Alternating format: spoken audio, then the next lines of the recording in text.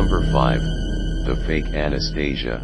In 1918, the Bolshevik revolutionaries executed the remaining members of the Romanov dynasty, Tsar Nicholas II, his empress, and their 5 children in a basement in Ekaterinburg.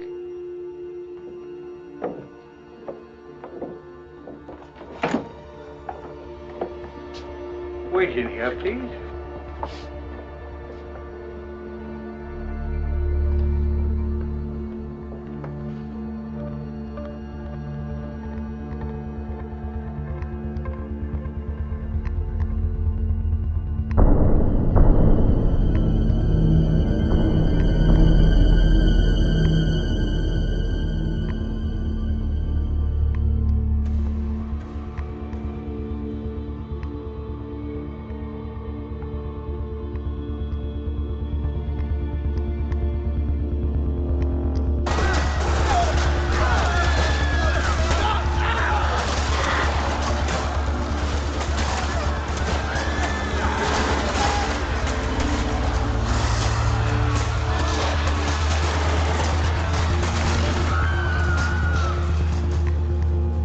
But rumors spread that their youngest daughter, Anastasia, had escaped.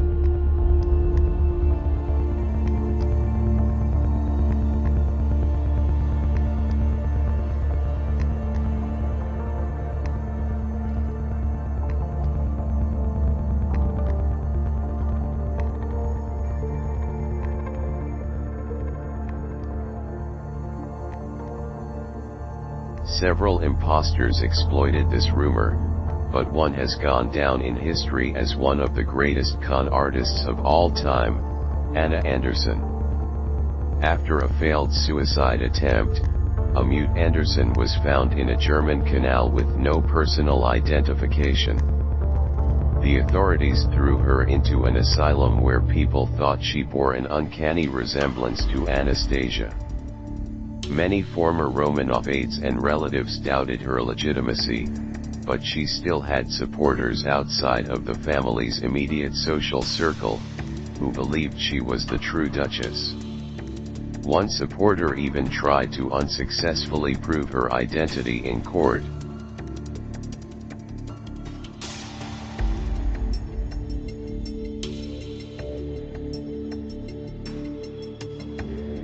After Anderson died, the Romanov bodies were recovered and a posthumous DNA test proved she was a fraud.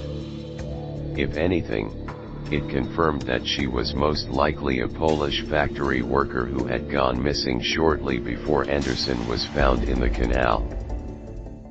At number 4, the Watergate Scandal. In May 1972, 5 men broke into the Democratic National Committee headquarters in the Watergate complex, in Washington, D.C., to bug office phones and steal confidential documents.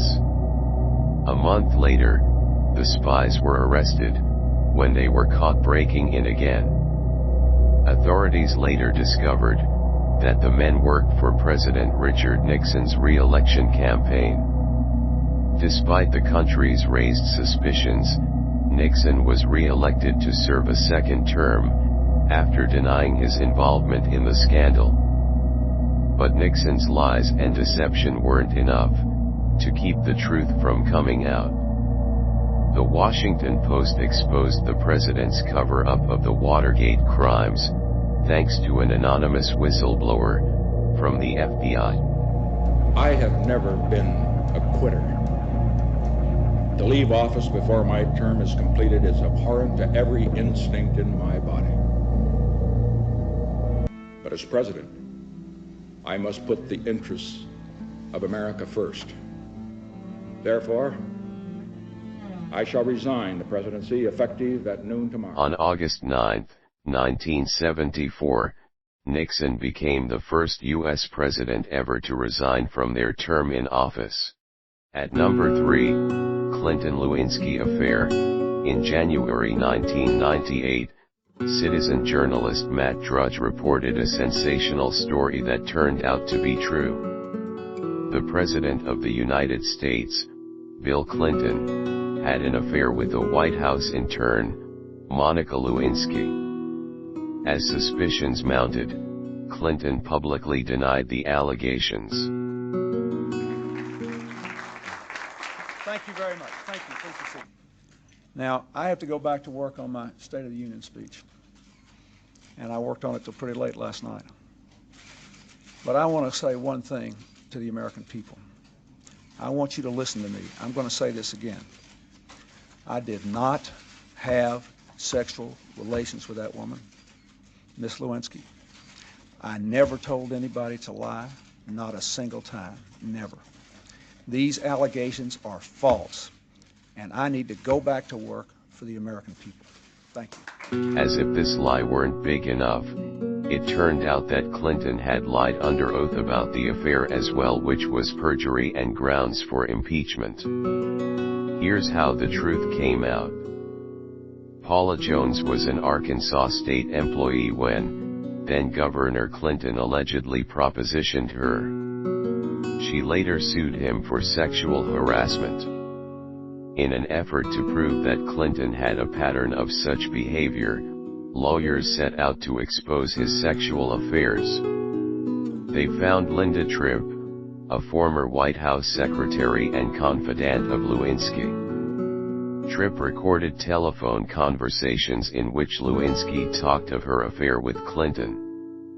Lawyers then probed Clinton with specific questions and cornered him into denying the affair under oath. During the highly publicized scandal, prosecutor Kenneth Starr subpoenaed Clinton, who finally admitted to the relationship. This afternoon in this room, from this chair, I testified before the Office of Independent Counsel and the grand jury. I answered their questions truthfully, including questions about my private life, questions no American citizen would ever want to answer. Still, I must take complete responsibility for all my actions, both public and private. And that is why I am speaking to you tonight. As you know, in a deposition in January, I was asked questions about my relationship with Monica Lewinsky. While my answers were legally accurate, I did not volunteer information.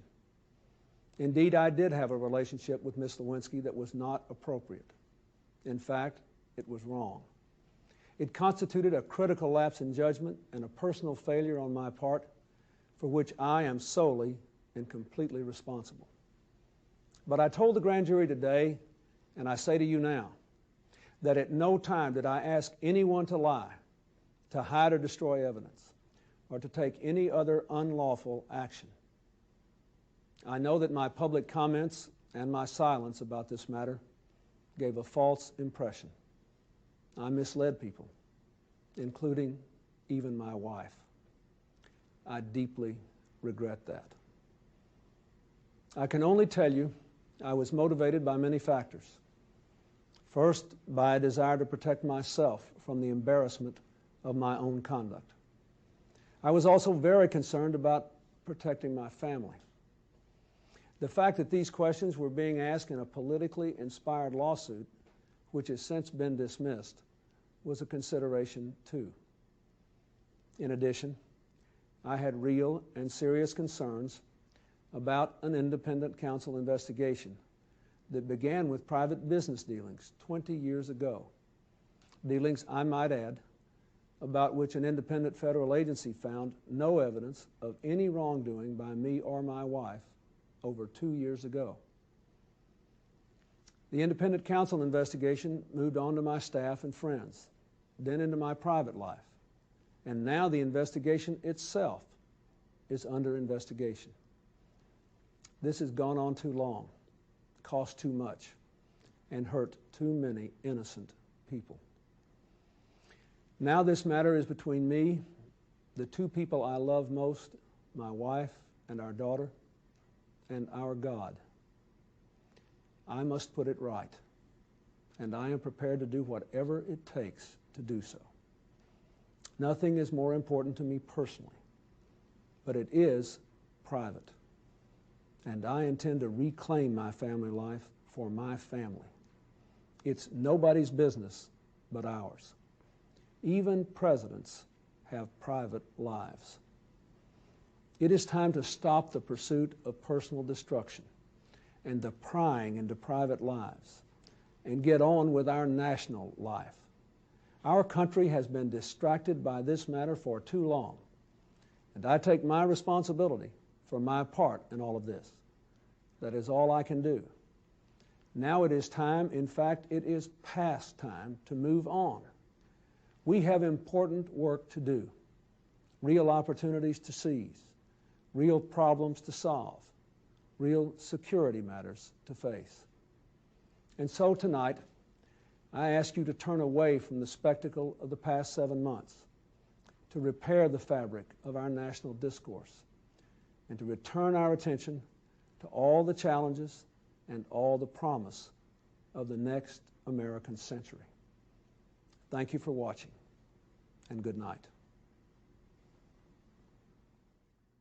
Based on Starr's report, the House of Representatives voted to impeach Clinton for not only perjury but also obstruction of justice.